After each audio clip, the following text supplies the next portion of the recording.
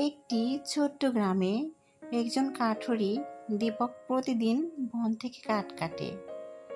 একদিন কাঠ কাটার সময় একটি পুরনো ধুলো মাখা প্রদীপ খুঁজে পায়।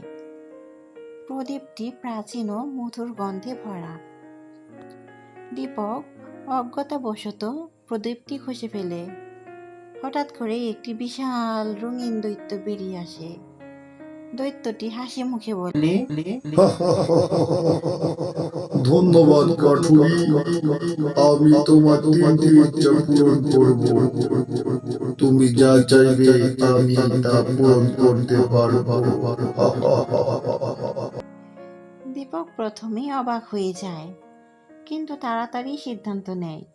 তার প্রথম ইচ্ছা থাকে, আমি চাই আমাদের গ্রামে একটি হাসপাতাল হোক, যাতে কেউ অসুস্থ হলে ভালো চিকিৎসা পায়। দৈত্য একটি আধুনিক ও সুন্দর হাসপাতাল তৈরি করে দেয়। গ্রামবাসীরা ধন্যবাদ জানায় দীপককে। দীপক তার দ্বিতীয় ইচ্ছা বলে,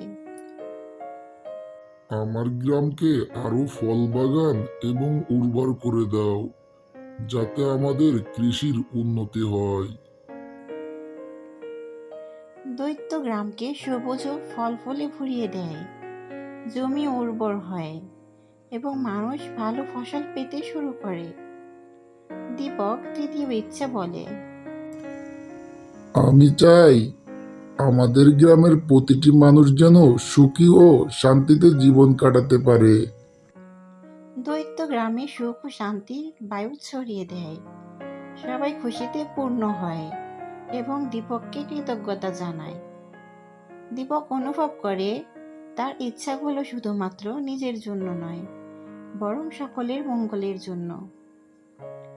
দৈত্য দীপকের প্রতি কৃতজ্ঞতা জানিয়ে বিদায় নেয় এবং প্রদীপের ভিতরে ফিরে যায়। দীপক তার গ্রামে সুখ ও শান্তির মধ্যে জীবন কাটাতে থাকে। বুঝতে পারে আসল সুখ অন্যদের জন্য ভালো কিছু করার মধ্যেই লুকিয়ে থাকে।